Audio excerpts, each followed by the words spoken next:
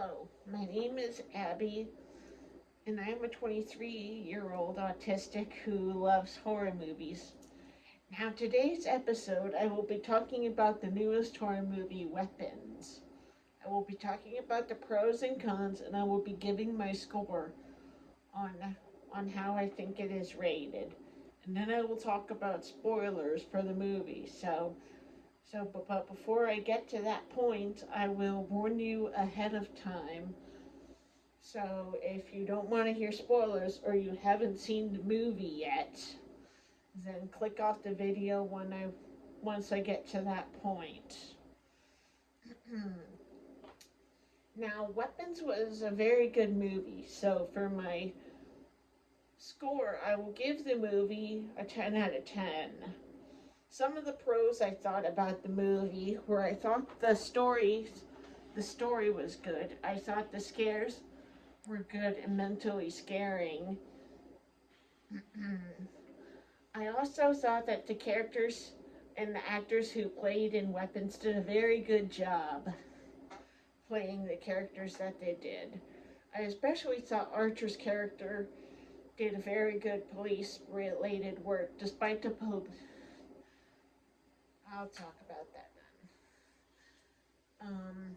Some of the cons I thought that some of the sequences were long and drawn out, and some of them were quite hard to understand at the time.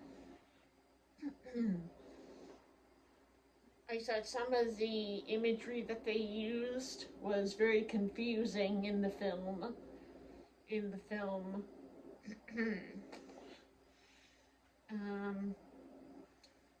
Some points of the story were very hard to understand about who did what.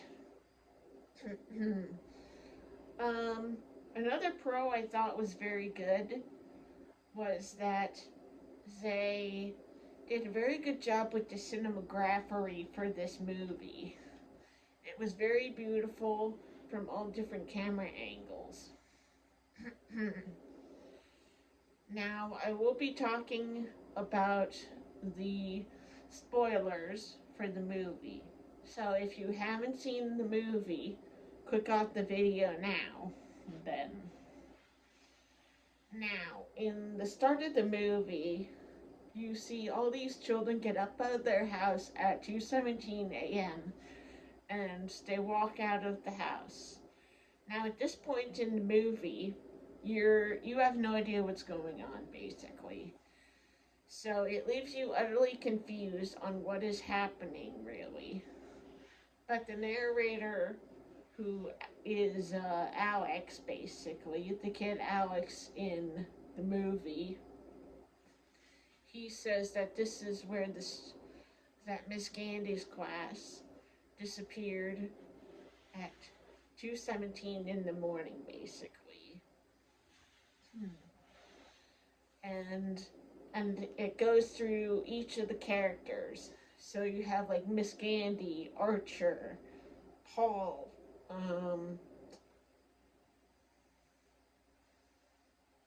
there's another character I can't remember right now, but I'm sure somebody will leave it in the comments.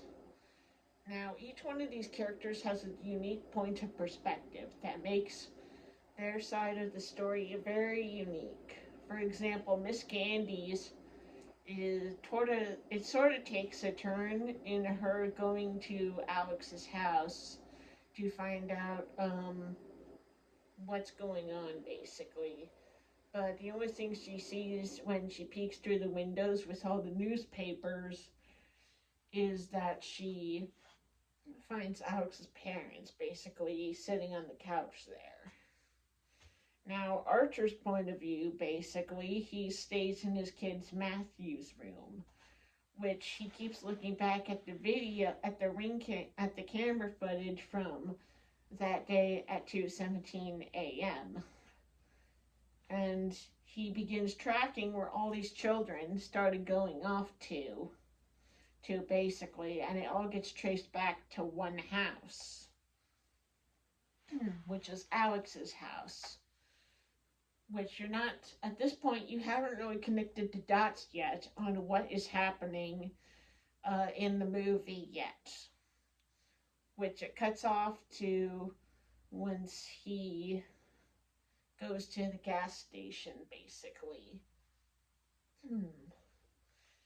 And meets with Miss Gandy, which we move on to Paul, who is the cop, basically, who chases down this other character who was going to break into this house or work facility, basically, and is like, do you work here? No, I left my keys inside, which is very false. So Paul lets him off with a warning, basically, and he tells the police chief about what happened, basically, because it was caught on the dash cam footage. And his boss tells him, basically, that footage is going to sit in that server until somebody reviews it.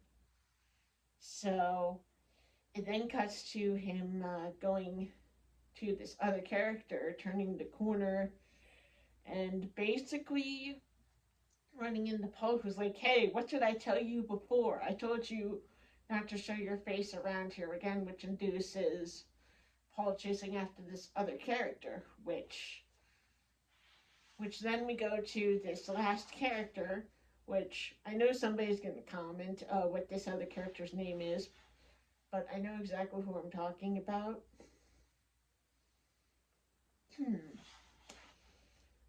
Basically, he's living in a tent and he's trying to make money by selling used, like, technology, spoons, silverware, anything he can get his hands on to buy drugs, basically. Syringe drugs. Which he steals a kid's backpack and he tries to sell a tablet to a pawn shop, and the pawn shop refuses to take it. Which he then sees the reward for the missing kids poster. Which he realizes it's $50,000. So he breaks into this kid Alex's house and starts stealing silverware, basically valuable things he can sell. And the parents at this point they're not exactly aware. They're under a spell, basically, and I will explain that. So he gets apprehended by Paul, basically, and Paul's like, wait. The kid's like, wait, I can tell you where all those kids are. So he takes him to this house, and Paul basically ends up getting hypnotized under the spell of what's happening. Which then Miss Gandy and Archer basically meet each other at the gas station, and Miss Gandy's like, wait, that's Alex's house. So in the final character you meet is Alex, who you basically find out that his parents were normal before his Aunt Gladys came to stay with them. Which, when she came to stay, she used up a specific branch of this plant she carries into the house with her, and basically puts them under a spell that they're under her control, basically. The parents will do anything for her, basically. And what you start to realize throughout this movie is Alex takes these kids and these paper things with all the kids' names on them. And when he brings them to Aunt Gladys, she basically makes all the kids come to the house, basically, so she can drain their life force.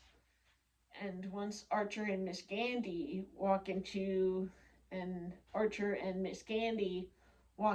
house, they see the Paul they see that in the other character, who I can't remember the name of right now, they also see Alex's parents upstairs, and there's lines of salt on the ground.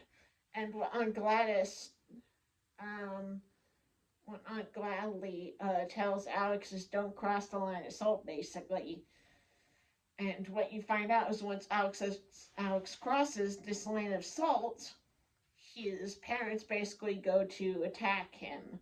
It's kind of the same with Paul and this other character too, which Archer and Miss Gandy fight back basically, which Miss Gandy has to basically shoot Paul because Paul is on Gladys's control and he can't control what he's doing. Basically, he's like a zombie, basically being told what to do. So Alex takes a branch of this plant and he does the same thing that Gladys gladly has been doing to cause the blood magic she's been doing. And what happens is all the kids that were having their life force drained to go to her is they chase after her and they basically rip her apart, basically, which breaks the spell and they end up in a catatonic state. So some of the children end up starting to talk again at the end, but Alex and his parents moved away from their neighborhood and their house to a different aunt who basically is a lot nicer than what Aunt Gladly was doing. And I think it's a beautiful movie. It's very good. I just wish some parts of it were not so long outdrawn and they had more like not so cryptic meanings to it. But overall, I give the movie a 10 out of 10, and I think it deserves the Rotten Tomatoes score it has. And I hope you guys enjoyed this new kind of content I'm trying to do. Let me know in the comments if you guys would like more of this content then.